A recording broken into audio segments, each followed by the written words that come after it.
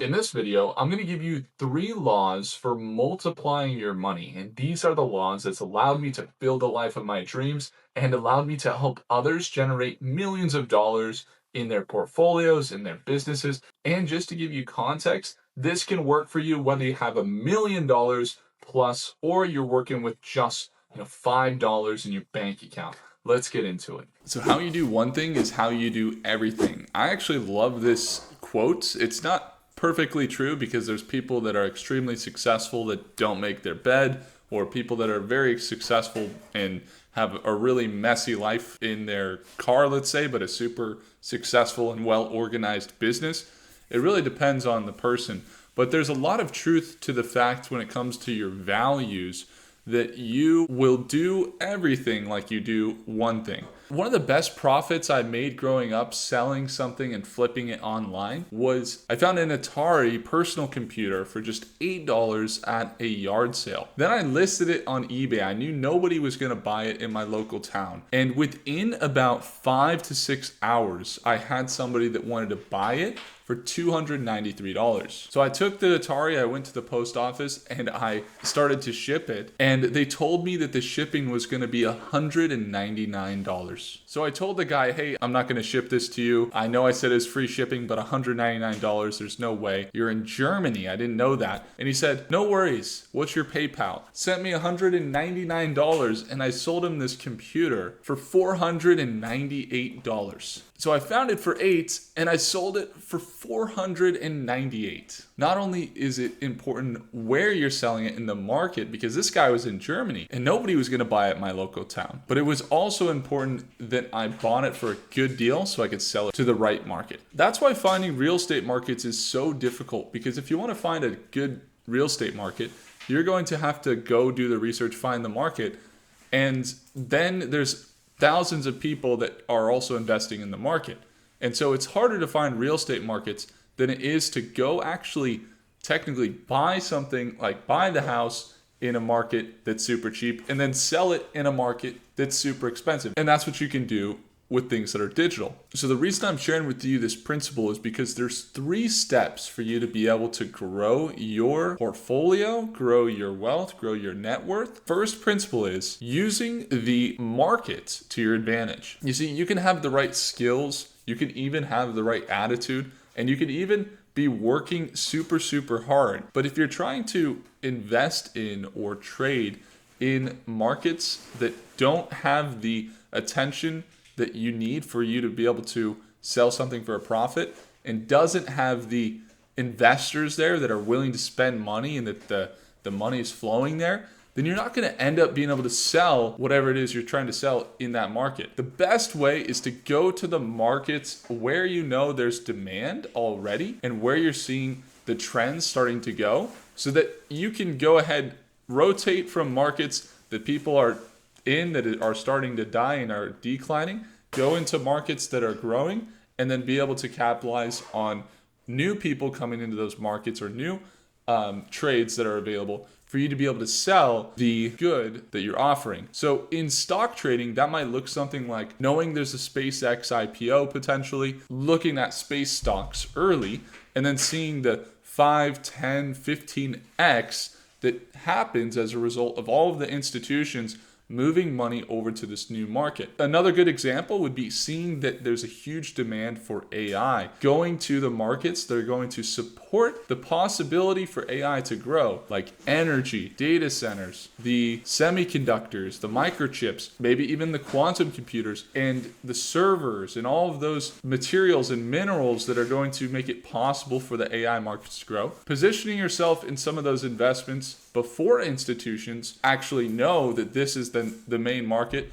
or they already know, you're already learning, but you're way ahead of everybody else, so that your capital position there will grow and the value of those shares will be able to serve the marketplace, that you can sell them back to people that are willing to pay those amounts at higher amounts than what you initially bought. Now, the second principle for massively growing your wealth is going to be the law of ratios. And this applies to so many things in life. If you're in a business, for example, and you're looking to sell your product to 100 people, you will learn that that is going to take you 500 people or 1,000 people that you have to talk to about your product before you make a sale for 100 products. Same thing is true in trading and investing. You can actually learn what is your win rate, what is the amount of trades that you win, what are the investment ratios you need to look at from a risk perspective to a profit perspective, and then how many times do you have to be successful for you to be able to win consistently. Not everybody's going to win every single deal, but if you're able to not only look for good deals, apply that first principle of thinking about where things are going to be, in the future, a year from now, 5 years from now. I used to just think technology that's around us is going to be valuable in the future and people are going to see it as collectible. And that's what I was thinking with the Atari, for example. There's other examples where if you're just looking at a market, you're saying, well, this makes a lot of sense for rotation, then I'm going to get into this market. And then that's going to put me in a good position to then have ratios set where my profits are looking much greater than my loss. You see, if I was buying the Atari and I was looking at that Atari and it was, let's say $250, I would say, I don't know if I want to buy this because the chances of getting that $400, for example, to sell it are going to be, pretty rare. And I would be more comfortable paying around $50 to $100 and knowing that there's a very strong possibility, I sell it for $100, $200, $300. But you don't know always that the market's going to pay that premium. And so the ratios that you think about in terms of how much capital you're putting in to how much you could potentially make is very important. And so it's the law of averages paired with the art of getting a good deal. So the law of averages will mean that, for example, you could lose 5 trades out of 10 trades and still be profitable because you're not just going for, let's say, twice as much profit as you're going for risk. For every trade you take, you may be setting a profit standard that is 3, 5, 10 times greater than the size of your risk.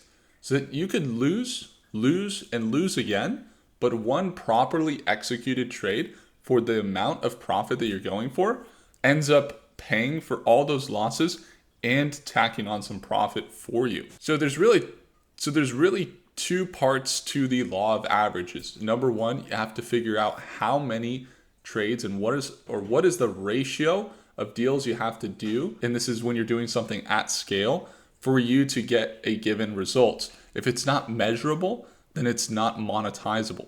If you don't have focus on a particular piece of this, then you're not going to be able to transmute that into the growth. You got to pay attention to the pieces and the metrics that you actually want to grow. Others are so focused on taking losses that they don't even look at the upside and they miss both completely. What you want to do is you want to look at both the profits and the risk in clear ratios and then adjust them accordingly so that you know that you're going to be positioning yourself to be able to make more than that of your risk. Finally, law number 3 is the law of sowing and reaping. This comes from a really good book called The Richest Man in Babylon. It's on this desk right here. Let me see if I can grab it. This is The Richest Man in Babylon. And this book talks about, for example, saving 10% of what you earn. Or there's another great book called Secrets of the Millionaire Mind. Now I'm going to keep this brief on this third principle because my wife and I are taking a flight today over to Denver.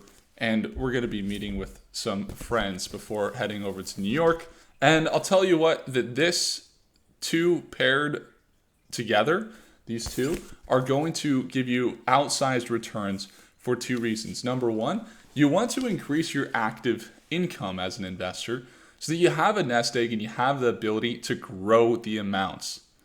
Some people focus so much on the actual trading and the repetition of learning the skill and everything else, and they don't focus on actually building the active income and actually saving up the money so they can have the money there to be able to invest and grow it. And then on top of that, the other key factor, and this applies through business and this applies through your finances and your budget and everything else, is something called jars. And jars are essentially where you have a jar dedicated to individual pieces of your life, and you're essentially sowing the seed for your investments and your different pieces of your financial picture to grow over time in small amounts so that they compound over time. There's another book I go grab. It's called The Compound Effect, but I'll just leave it there on the shelf. But essentially what you need to know is, for example, imagine you have a jar for your long-term investing. You have a jar for your play. That might be going out to dinner with family and friends. You might have an expenses jar. You might have a assets jar that includes things like stocks and real estate and bonds and things like that, and crypto and real estate and all that. Or you might have a jar for giving to people.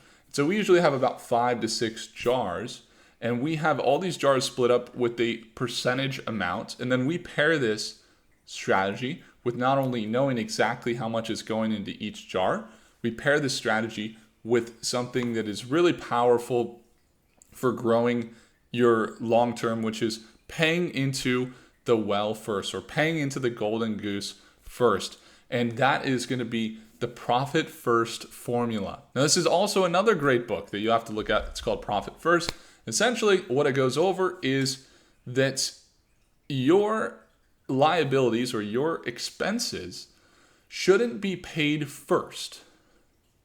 If you pay them first and you give yourself what's left over, then you'll always have what's left over, and you'll base what you make after the priority of whatever you're spending on. But if you pay yourself first and then you have the expenses as a secondary payout and it gets what's left, then you know if you don't have enough for expenses, then you need to lower your expenses rather than just leave yourself not with enough money. Because a lot of people, they have high expenses, they're not getting enough for themselves, and they just think that they have to increase their income. And they keep earning more, but the problem is that they have a spending and a bloatage or a leak problem in the amount of money or the money that they're making and how they're distributing it to themselves. But if you pay yourself first and then do expenses after, if you don't have enough for expenses, it's not always that you should pay yourself less. It's oftentimes going to be that you want to have a set percentage amount going to expenses. And if you don't have enough to pay to expenses, then either you lower the expense and you make it more attuned to the goal of how much you want to pay yourself, or you lower the amount that you pay yourself. But usually you don't want to do that. Usually you want to keep the amount you pay yourself and keep the percentages of your expenses there. So oftentimes it forces you to lower your expenses rather than think about increasing the other side. The Profit First formula will keep things super clean in your business, and it makes sure that your business basically never operates at a loss. It's like if you pay yourself first in these things, the taxes, boom and boom and boom, if you don't have enough left for expenses, that's actually an expense problem. You have expenses that you should not have. So if you sow these seeds in your finances, then it's going to compound for you. You're going to see massive growth over time. It's one of the things that has allowed us to build a multi-million-dollar portfolio for my wife and I over the last few years. But all these things, they start so simple, and you'll realize you get a massive amount of satisfaction from organizing your money and also investing in things, getting good deals when the amounts are small, because you'll actually feel like you have way more. You can feel super rich if you have $100 and you have like 5 different jars with the $100 split up, and you're gonna like, I have money over here, money over here, money over here, money over here. It feels like you have so much, even though it's only $100. But imagine that, and you start to grow all of those accounts. That's a really good feeling that you can build out throughout time. And it just gives you peace of mind, and you can do things like travel or live the life that you want without worrying about money. If you want to spend on play or go out to dinner, you don't feel guilty, you can use it from that account. If you want to, buy assets or something like that, you're not worrying about the budget for it because you've already pre-allocated that over time and you just have money set aside for those individual things. For example, our business has just started about 8 months ago. You got this logo here for Prophecy. This is our AI company for investing. And I remember when I was starting out, and we still have this account, when I said at some point we're going to run advertisements. Let me just put money aside every single month into this account called the ad account.